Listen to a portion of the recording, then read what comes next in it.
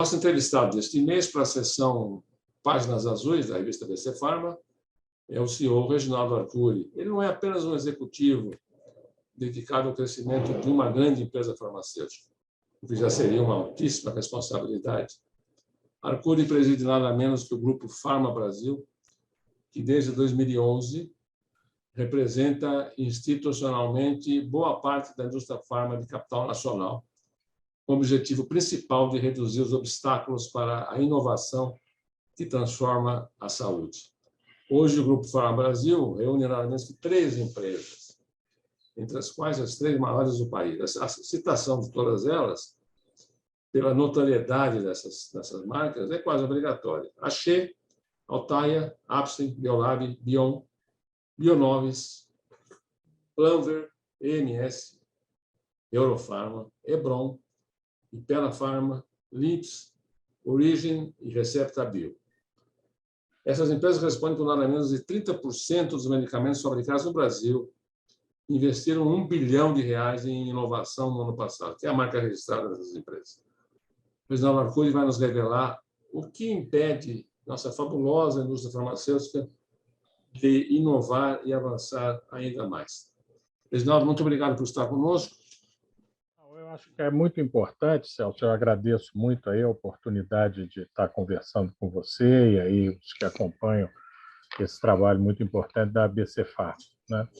Eu acho que você sublinhou a questão mais essencial nesse momento e que eu acho que esse grupo de empresas tem dado uma demonstração objetiva de que estão dispostos a contribuir com os brasileiros e com a saúde dos brasileiros.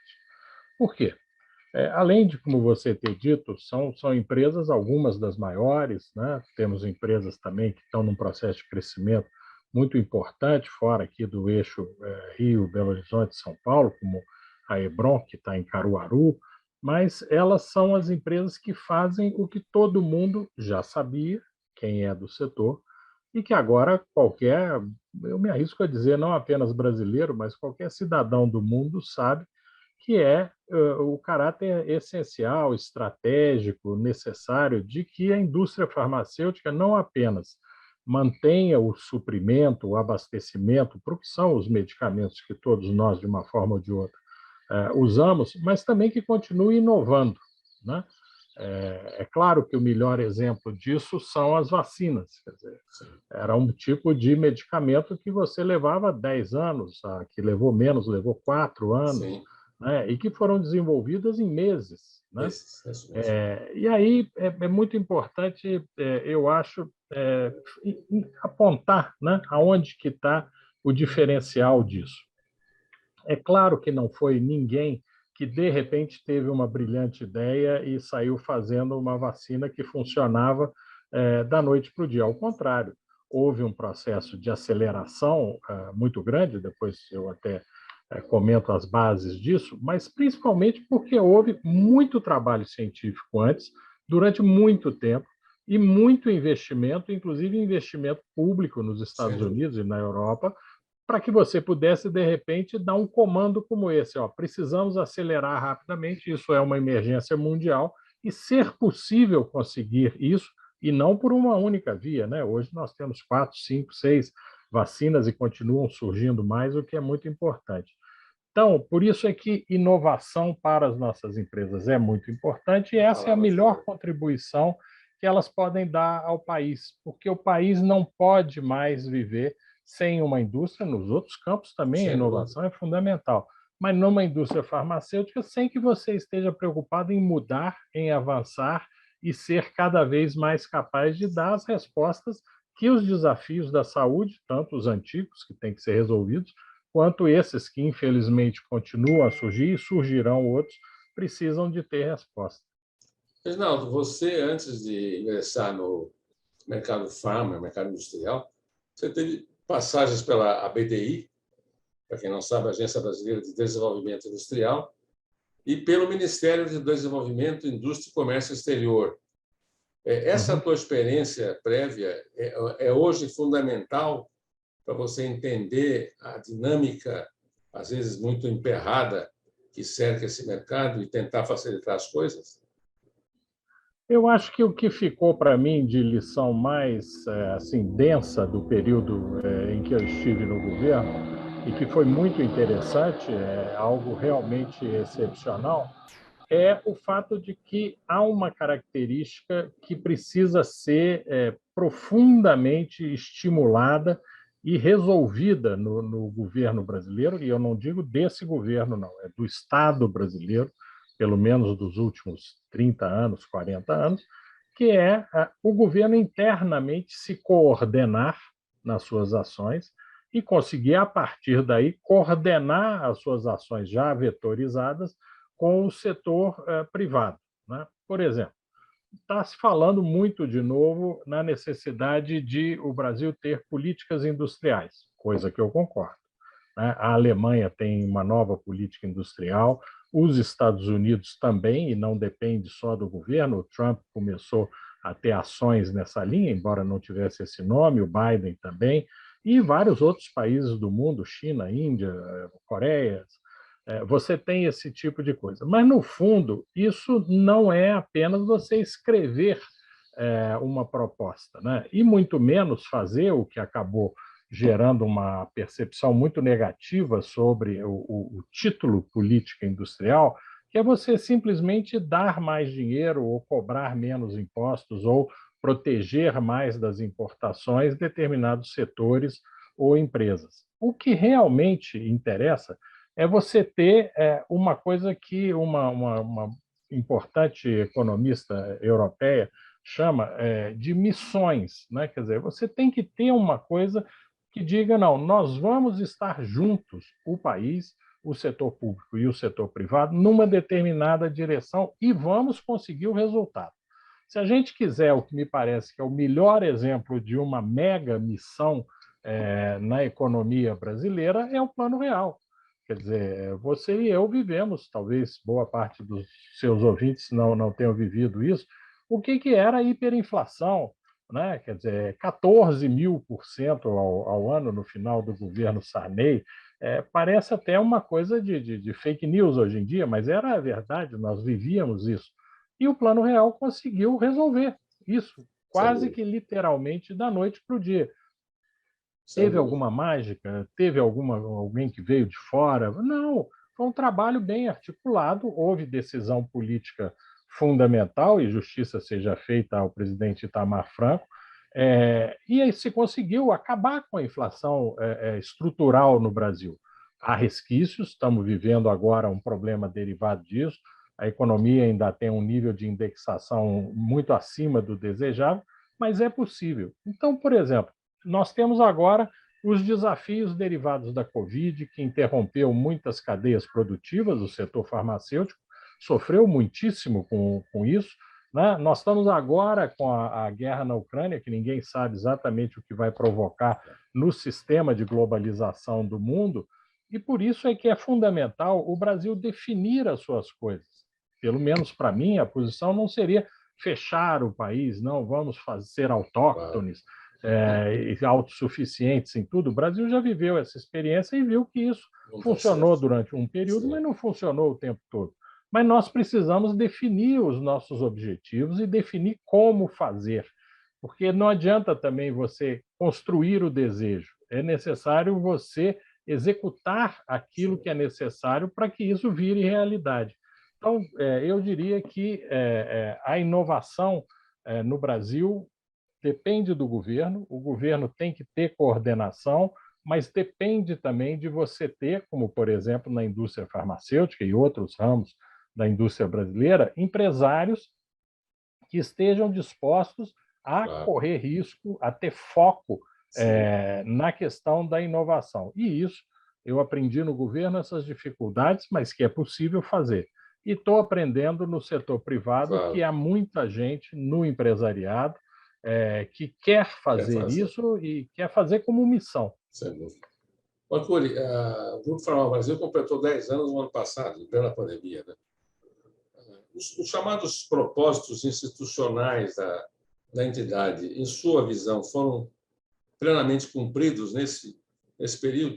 Quais foram as suas principais vitórias? Isso é sempre um processo, né? Ainda mais num setor como esse. onde você depende estruturalmente de regulação e depende de prazos, né? Nada no setor você faz a curtíssimo prazo. Eu acho que sim, que a gente conseguiu cumprir o que era essencial, embora, repito, isso seja um processo, não tem nada resolvido definitivamente, porque cada passo que você dá, você tem mais à frente outros desafios. Mas a gente conseguiu algumas coisas que eu reputo muito interessantes, né? A gente conseguiu, por exemplo, construir num conjunto de muitas outras entidades do setor privado, tanto de medicamentos, quanto de cosméticos, quanto da área de agricultura, construir uma nova lei de acesso à biodiversidade, né? Isso é uma coisa extremamente relevante para o país, está começando a dar resultados.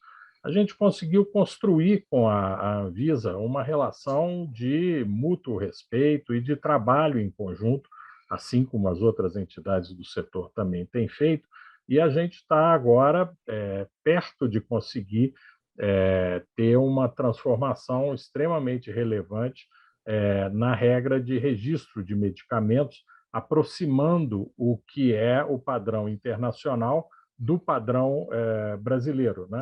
Isso vai reduzir o prazo. Reduz prazo, incentiva a inovação, permite que você tenha reduções de custos sem perda da capacidade da Anvisa analisar e garantir segurança, eficácia e qualidade. E isso é uma evolução extremamente sensível, né? A gente também tem acompanhado muito de perto o debate internacional sobre as mudanças que estão acontecendo nesse ambiente regulatório no mundo inteiro e que cada vez mais, na medida em que agora a Anvisa faz parte do ICH, do Comitê Gestor do ICH, impactam a formatação da agenda interna da Anvisa, né? E a gente, além disso, tem tido sempre uma preocupação muito grande de transmitir ao governo a necessidade de você ter políticas de Estado e não políticas de governo, né? Um caso desses que a gente tem trabalhado muito e que, mesmo com percalços no meio do caminho, tem dado resultados concretos são as PDPs, né? As parcerias para o desenvolvimento produtivo. O Grupo Farma Brasil foi criado, entre outros objetivos, exatamente para poder apoiar as nossas empresas que estavam criando ou desenvolvendo seus braços próprios para a produção de anticorpos monoclonais. E hoje nós já temos as nossas empresas fabricando anticorpos monoclonais, não todas, mas sim, claro, as joint ventures e os departamentos específicos das empresas. Ora, isso é um enorme salto para o país, porque são medicamentos de uma nova geração tecnológica que depende de você fazer reengenheirar os DNAs de células vivas e que colocou o Brasil com um pé naquilo que mais à frente vai levar para as terapias gênicas, para as terapias todas que estão focadas no controle do sistema imunológico do paciente. Então, acho que estamos construindo, repito, não temos construído no sentido de que é algo concluído, mas estamos construindo um caminho, um caminho que tem sido efetivo para o desenvolvimento das indústrias brasileiras. A pergunta mais ou menos óbvia, mas quero confirmar com você.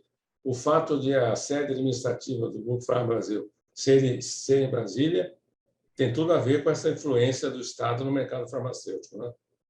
Sem dúvida, sem dúvida. Porque as empresas da porta para dentro são altamente eficientes, né? As fábricas das empresas brasileiras, pelo menos as do nosso grupo, mas também há outras, são muito novas e trabalham com a melhor tecnologia existente no mundo e com os melhores métodos de gestão, né? Tanto que elas estão se expandindo sistematicamente, ocupando cada vez mais espaço no mercado de medicamentos brasileiros, né? Agora, por outro lado, como eu disse, tudo depende da regulação, tanto a regulação específica sanitária da Anvisa, quanto as regras mais gerais que são formuladas, seja pela própria Constituição, pelas leis ordinárias, e aí o conjunto de mecanismos legais, infralegais, decretos, portarias, regulamentos, etc.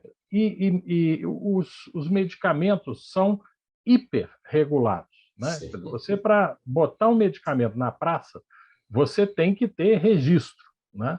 Se você não tem registro do medicamento, você está cometendo crime hediondo, que é de botar para vender uma coisa que não é medicamento. Remédio clandestino. Para ter, exatamente, para ter o registro, você tem um longo percurso nisso aí. E aí, por exemplo, quando você está com o registro, aí você só pode colocar o medicamento no mercado se você tiver preço, e não é a indústria que faz o preço. Exato. Porque o preço de medicamento de entrada no mercado é controlado e o reajuste é anual e controlado pelo governo a partir de uma fórmula que está numa lei.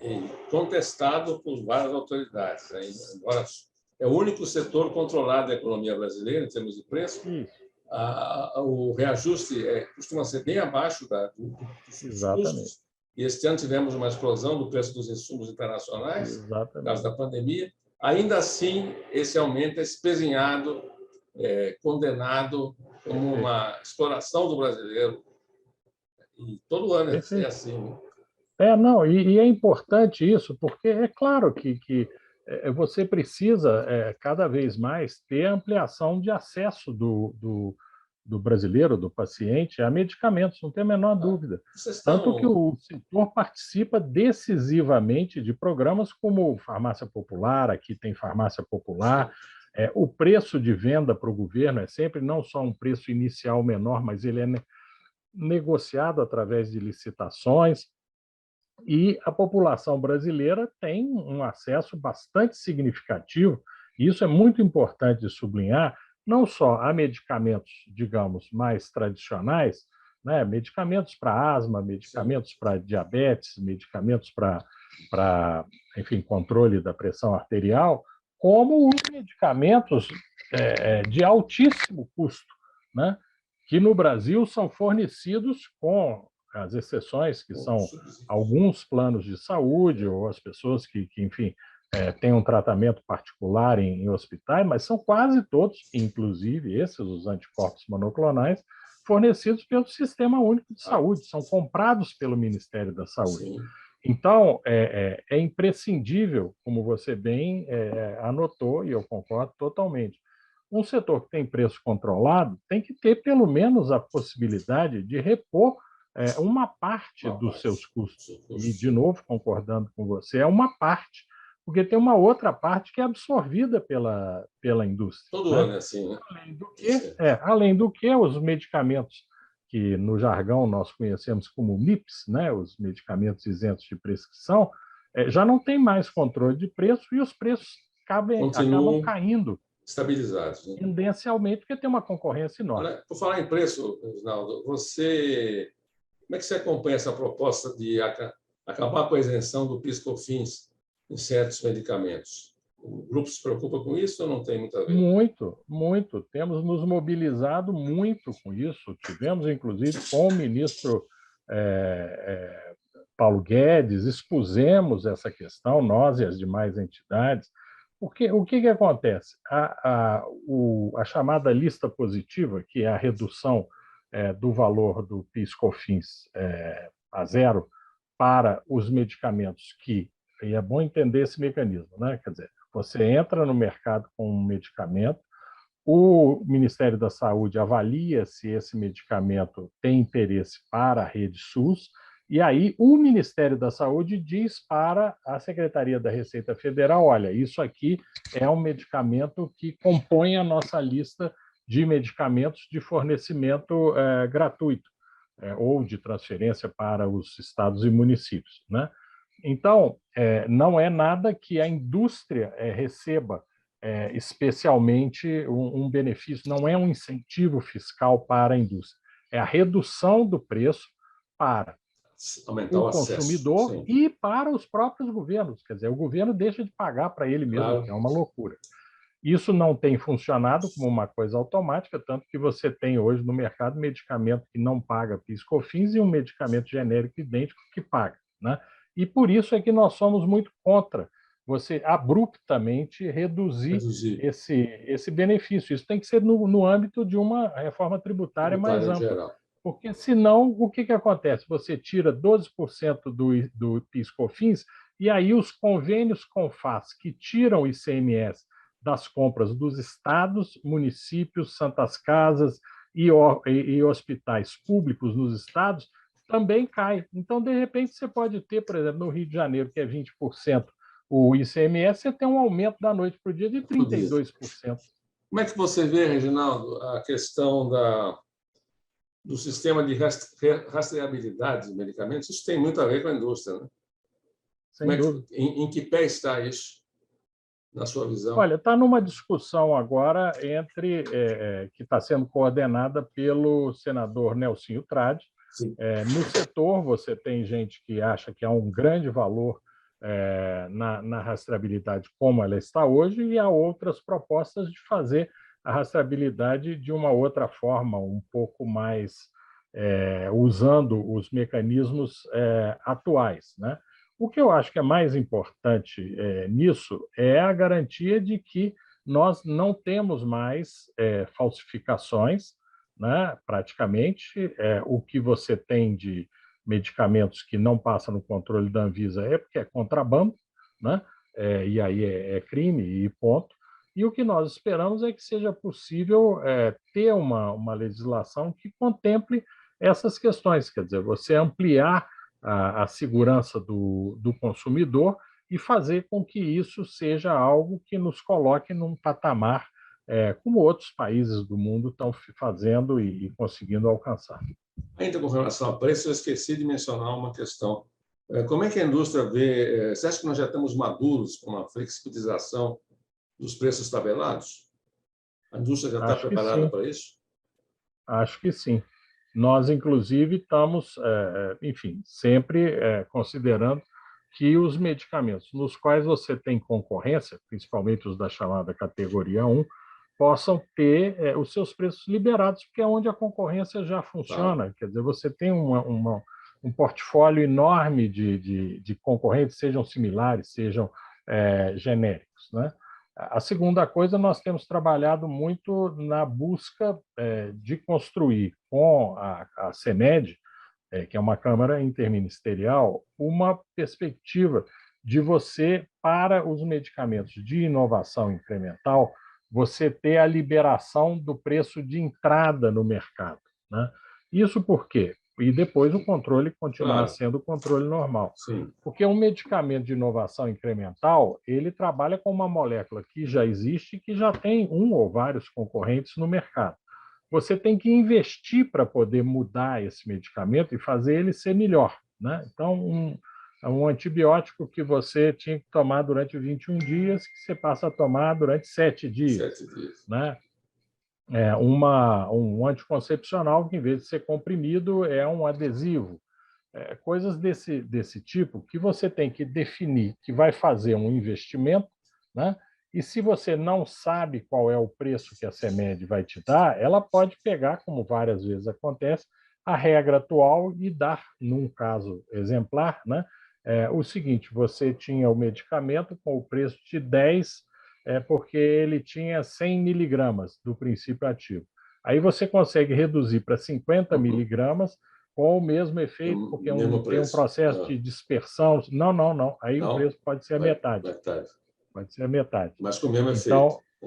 E com o mesmo efeito. Então, a gente está trabalhando muito, está inclusive em consulta pública a revisão da Resolução 02, e a gente espera que isso possa ser uma forma de manter concorrência, né? Porque aí depois você vai ter a cópia dessa inovação incremental, porque aí você não tem patente. Né? Mas estimula você oferecer para o paciente brasileiro, para o consumidor brasileiro, cada vez tratamentos melhores, mais adequados, e para os médicos uma panóplia de escolhas muito mais ampla também. Reginaldo, a pandemia nos mostrou, entre tantas coisas dramáticas, né, e algumas até positivas, né, para a nossa saúde, como a procura de tratamento para saúde em geral, né, que as pessoas passaram a se dedicar mais a isso, procurar incrementar a saúde, e tratamentos crônicos foram retomados. Mas uma face dramática foi a revelação da nossa extrema e dolorosa dependência farmacêutica desses insumos, né? Sobretudo da Índia, da China. O Brasil é um dos maiores compradores do mundo, né, desses produtos. Não pode ficar dependendo ainda, muitos anos, desses fornecedores estrangeiros. Você concorda com isso? O Farma Brasil está fazendo alguma coisa nesse sentido? Em 2018, nós, junto com a Abifina, a Alanac e a Biquif, preparamos uma proposta completa para o novo governo de como você desenvolver a cadeia produtiva inteira de fármacos e medicamentos no Brasil. Entregamos e o ministério que melhor acolheu essa proposta foi o Ministério da Ciência e Tecnologia. E uma das coisas que a gente defendia era isso, quer dizer, o Brasil pode e precisa ter uma produção maior de princípios ativos. Por quê? Basicamente porque temos 3 linhas para isso. Uma primeira linha, que é a mais tradicional, digamos, que é quando você parte dos carbonos, basicamente do petróleo. Para isso, você tem que ter uma coisa que o Brasil tem, que é uma indústria petrolífera grande e potente, e voltar a ter uma coisa que o Brasil já teve, que hoje tem muito pouco, que é uma indústria de química fina, né? Porque antes do IFA você tem os chamados materiais de partida, Claro. né? Que são eteno, tolueno, benzeno e por aí vai uma série de outros. Agora, isso depende de um nível de coordenação, de novo, muito grande do governo em relação a isso. Além do que, não tem muito sentido hoje você simplesmente querer fazer no Brasil, por exemplo, o omeprazol ou fazer aspirina, porque isso já tem que ter uma escala mundial realmente impressionante, né?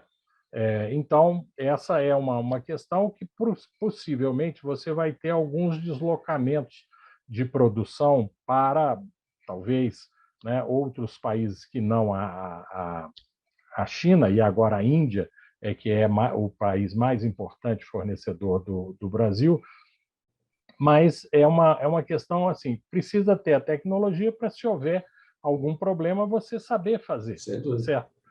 Agora, nessa linha também, que é a chamada de síntese química, você tem muita coisa para desenvolver, que são os IFAs de alta complexidade e que são de nicho, né? Há empresas no Brasil, por exemplo, a Cristália, a Libs, que têm farmoquímicas próprias, que verticalizam a sua produção, e nós temos as farmoquímicas brasileiras Nortec, Globe, que são grandes produtoras de IFAs. A Blanver também tem farmoquímica. Então, é uma coisa possível para o Brasil. A segunda via, que é mais razoável, inclusive para nós, é o seguinte: você tem vários IFAs que são produzidos a partir de essências animais ou vegetais, né? A biodiversidade brasileira te dá possibilidade de fazer isso. A pilocarpina, por exemplo, vem do jaborandi. A heparina vem o muco dos intestinos de suínos e bovinos. E o Brasil já produz esses 2 IFAs, né? Agora, o Brasil produz uma heparina de muito boa qualidade aqui e vende, né? E compra de fora, porque por problemas de sistema tributário, você acaba pagando muito mais para comprar de quem produz no Brasil do que importar de quem faz de fora. E a terceira rota são esses IFAs de outro tipo, como são esses dos anticorpos monoclonais, de terapias gênicas, etc., que o Brasil agora, como eu disse, pôs o pé nessa nova rota tecnológica. Então, é possível. Agora, vamos produzir mais, vamos produzir especificamente do quê? Os laboratórios públicos vão se envolver nisso?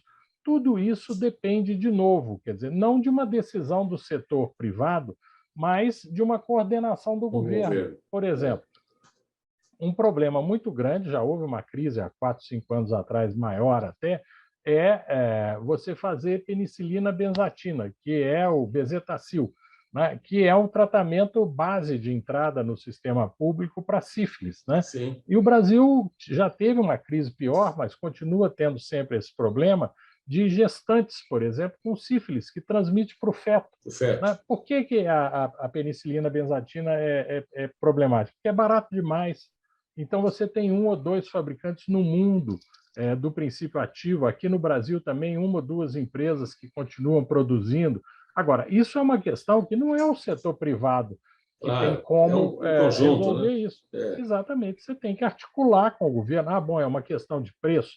Pode ser. Agora, pode ser uma questão que tem que ser uma produção pública para ter realmente só o custo de produção. Nada pode ser feito para uma mudança realmente estrutural sem essa articulação público-privada. Reginaldo, ainda falando de pandemia, né, que a gente não pode esquecer nunca, né? A pandemia marcou a nossa vida como a gripe espanhola marcou a vida dos nossos avós, né? A minha avó, até o final, a minha avó contava 1000 vezes que em certas casas morria a família inteira e desciam os corpos, não tinha carro de funerária e nem caixão para levá-los imediatamente. As mortes eram muito acima da capacidade. Então, eles colocavam os corpos na frente da casa e podiam até entrar em estado de putrefação, porque não tinha como recolher. Então, isso marca a vida toda. Minha avó morreu 80 anos depois falando disso. Então, a pandemia, entre outras consequências, né, devem ter causado para as empresas farmacêuticas as mesmas baixas que causou, né, para outros setores de negócio. As suas 13 empresas que pertencem ao grupo, fazendo um balanço, um conjunto, que prejuízos tiveram nesses 2 anos? Não, eu acho que nesse caso a indústria farmacêutica deu uma outra bela demonstração das suas capacidades. Porque o que aconteceu? 2020 já está ficando longe, né? Mas 2020 foi realmente uma coisa absolutamente diferente do que a gente está vivendo hoje, porque China e Índia simplesmente suspenderam o envio de tudo que era EPIs. A gente lembra, não tinha máscara, não tinha luva, não tinha nada. Suspenderam os envios de IFAs, né? Ou porque fizeram lockdown nas suas próprias fábricas, ou, no caso da Índia, porque o governo proibiu a exportação durante um certo período, e a indústria brasileira teve que se virar. Então, o que a indústria brasileira fez? Primeiro, medidas rapidíssimas e super rigorosas para manter as fábricas funcionando. Então, você teve índices de contaminação muito baixos e praticamente zero dentro do ambiente de trabalho. Né? As fábricas mudaram completamente. Os fluxos de pessoas dentro das fábricas, o horário de alimentação, os sistemas de transporte dos funcionários, tudo foi mudado literalmente da noite para o dia, e isso garantiu, primeiro, a proteção dos funcionários e das suas famílias, porque havia todo um sistema de fornecer equipamentos, de fornecer assistência médica, quando necessário, para as famílias. Em segundo lugar, as empresas se viraram também para trazer por vias diferentes aquilo que era imprescindível. Sim. Para continuar produzindo, né? Pagando caríssimo fretes aéreos, etc. Né? Depois, os que podiam produzir os medicamentos aqui, por exemplo, a Cristália é um grande exemplo da produção do chamado kit intubação, quintuplicou a sua produção. Todos trabalharam com 3 turnos direto e contrataram muita gente. Todas as empresas contrataram. Ninguém não vou dizer que não despediu ninguém, porque você tem um turnover que não tem nada a ver com a situação em si, mas ninguém teve dispensa em massa, ao contrário, teve contratação em massa. Porque o pessoal da linha de produção não pode ficar em casa, né? Não trabalhar remoto é complicado. Exatamente. Por isso é que, por exemplo, o sistema de transportes foi modificado completamente. Em vez de você ter apenas ônibus, muita gente estava indo de Uber, estava indo... A empresa bancando, né? Exatamente, exatamente, no seu próprio carro e a Quer dizer, empresa. em linhas gerais, nesses 2 anos, se for fazer uma análise do índice, da porcentagem o índice de crescimento ou de retrocesso das empresas, há um número-chave que possa definir esse grupo de 13. Cresceram 12% nesses 2 anos. O que você poderia dizer Cresceram sobre isso? acima de 2 dígitos. Acima de 2 Os números dígitos. estão sendo ainda finalizados, porque Computados. tem os números Sobretudo oficiais. sobretudo no ano de 2021, né? Mais do que Isso, 20, né? Cresceu isso, mais de 21 do que 20. isso. Aquele E impacto depois também inicial. estabilizou, quer dizer, não é que houve uma mudança de patamar fantástico. Não, o setor vem crescendo, você conhece isso, Claro. há 2 dígitos há muito tempo, por causa disso. Quer dizer, você amplia a quantidade de medicamentos aos quais as pessoas têm acesso pela via pública ou comprando elas mesmas, né? E isso tem feito com que o mercado brasileiro seja cada vez mais abastecido por quem produz aqui. Então, o crescimento tem sido constante, numa taxa bem acima do resto da indústria manufatureira brasileira. Reginaldo, uma curiosidade. Você preside um grupo que, não sei qual é o verbo, associa, conjuga, congrega 13 grandes empresas. Você se envolve no cotidiano das 13 empresas? Você sabe o que se passa em cada uma delas? Não, não, porque o papel da entidade, como você disse, é associar aqueles que participam dela, né? Então, o que nós temos, inclusive, uma regra que o Grupo Farma Brasil só toma decisões e implementa essas decisões por consenso, por unanimidade, né? Às vezes isso dá muito trabalho, mas consolida muito o fato de que todos ali estão para construir uma ação conjunta, Vocês né? fazem reuniões periódicas, assembleias, ou seja, Mensais, mensais, mensais do conselho. com CEOs de cada empresa. Isso, isso. E muitas reuniões técnicas, né? Reuniões de regulatório, reuniões tributárias, reuniões jurídicas. Você passa o maior tempo em Brasília mesmo. Sim. Você gosta da capital. Você já está lá há Eu muitos já anos. morava aqui antes e gosto muito daqui. Eu tinha muita aflição de Brasília, como quase todos os que vêm aqui só Eu fui trabalhar. uma vez na minha vida em Brasília. Passei um dia. Mas são duas cidades muito diferentes. Uma é você descer no aeroporto, ir para uma reunião e depois o máximo que você consegue é ir para um restaurante ou para um shopping. Outra é você viver em Brasília, que tem, enfim, áreas públicas muito grandes e muito agradáveis, né? Por exemplo, o Lago de Brasília é uma coisa que quem mora aqui usa muito. Quem não mora mal sabe que o lago existe, só vê pelo Quem não avião. mora conhece os prédios públicos, né? Os principais, né? Não conhece esse cenário alternativo muito bonito, bucólico, ninguém conhece, só quem mora ali. Com certeza. Então você já está radicado lá, já vai ficar por lá. Exatamente. E Estamos aqui. essas reuniões que você disse que existem todo mês são lá em Brasília? São feitas lá? Não, depende. Pode ser Normalmente, remota do também. conselho Sim. é normalmente em São Paulo. E agora mudou tudo, né? Porque as reuniões são 90% Remotas. ou mais remotas. Isso Né? acho que vai O que é ficar, né? ótimo. Isso vai permanecer, né? Vai. Se você for Inclusive, comprar uma passagem hoje, Brasília-São Paulo, custa ida e 2 vezes volta, mais. são Custa 5 mil duas reais. vezes R$ 5.000. Exatamente isso. Estamos chegando ao fim da nossa conversa, nós já passamos de 40 minutos. Eu queria saber o seguinte: para 2022, já estamos aí quase que no primeiro trimestre concluído, você tem alguma perspectiva do crescimento global dessas 3 empresas e do mercado em geral? Vocês esperam um bom ano, independentemente da pandemia avançar ou terminar? Sim, Vocês esperam um sim, bom ano? sim. As empresas têm uma perspectiva de crescimento positiva, muito nessa linha de aumento da inovação e o aumento da concorrência, né? E o que demonstra isso são os investimentos que a indústria tem feito, né?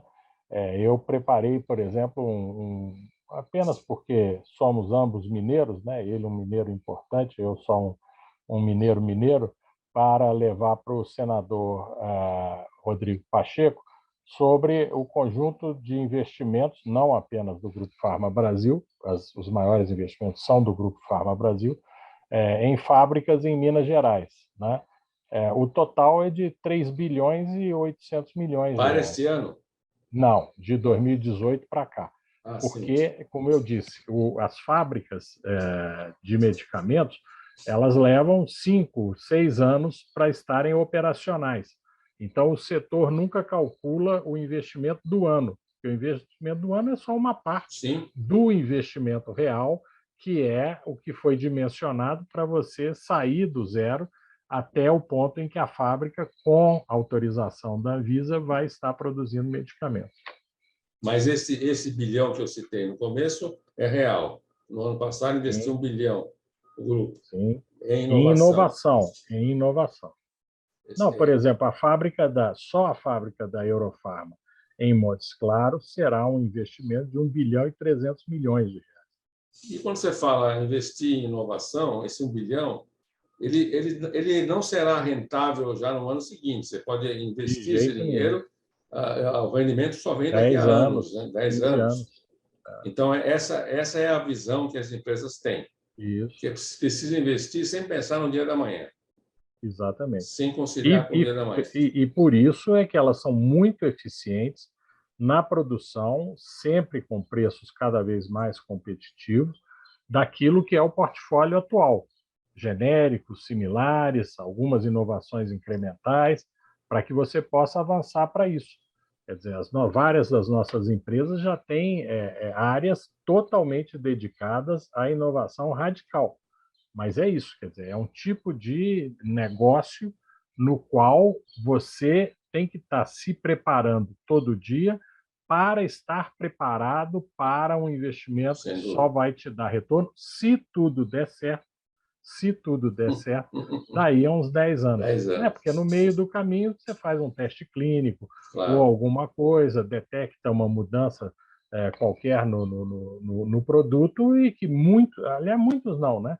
Assim, 90 e tantos % do que são os desenvolvimentos iniciais de medicamentos não chegam a se transformar em produtos de mercado. Então, tem que ter muita coragem e muito sangue frio para poder enfrentar anos e anos de dispêndio sem retorno. Eu não poderia terminar a nossa conversa, Reginaldo, sem mencionar pelo menos as farmácias, que é o nosso público, né? Claro. Que eu não sei o número, mas devem consumir provavelmente 80%, 70% do que essas 3 indústrias produzem. Acho eu que deve ser esse o número. Depende muito da característica, depende da característica, da empresa. Né? Claro. Tem alguns que são algumas vendem mais uma linha né? hospitalar e tal, mas sempre grande parte mais de 50%. Vai para a farmácia. Eu pergunto para todos os meus entrevistados, o que você espera, você como cliente, você vai nas farmácias de Brasília, evidentemente, como todos nós vamos, ou para controlar a pressão, ou controlar a diabetes, alguma coisa você toma, como eu tomo também. Claro. Nós somos os chamados polifarma, somos da polifarmácia, né? O que você espera ao entrar numa farmácia? O que você gosta de ver, de receber, de se relacionar? Como é que é a tua visão da farmácia brasileira? Não, eu acho que as farmácias brasileiras são estabelecimentos de primeira linha. Quer dizer, qualquer um que já foi para fora do país vê que nós temos aqui um tipo de negócio de alta qualidade, com muita segurança no que tem sido feito, que transmite essa segurança para os seus consumidores. Então, primeiro, parabéns a todas as farmácias do país. Eu acho que é uma complementação, é a ponta final da dispensação do medicamento e que tem funcionado muitíssimo bem. Eu acho que é algo que faz com que toda a cadeia se complemente e tenha esses bons resultados. Quer dizer, quando eu digo que a indústria vai crescer 2 dígitos, ela vai crescer também porque tem um canal de vendas muito eficiente, presente no país inteiro, e isso é uma coisa extremamente relevante para todos nós, né? Eu não sei como é que está a tua visão se esses óculos são de lente alta, etc. Mas eu queria saber se você consegue, do balcão da farmácia, ver nas caixinhas que estão na prateleira o nome das suas indústrias. Se você distingue, Sim. você consegue Sim, distinguir? claro, claro. É curioso isso, né? Quando são similares, você tem Não, marca de claro. cada uma delas. Quando são genéricos, também você tem, enfim, não é tão fácil, mas não é A difícil marca de ver quem registrada, é o sim. fabricante, né? Não, com certeza. Cada vez mais o Brasil está caminhando também, e já está em prática isso, para o que os americanos chamam de brand generics, né? Quer dizer, é o Genéricos de genérico de marca. marca, porque as empresas, de novo, quer dizer, elas têm o preço controlado, mas abaixo do preço da CMED você pode vender pelo que quiser. Então, as empresas concorrem muito, principalmente nos genéricos, essa é uma das razões da lei, né, competindo. E aí a marca também conta, né, quer dizer, cria uma relação de Claro. confiança com o consumidor e investem muito nisso.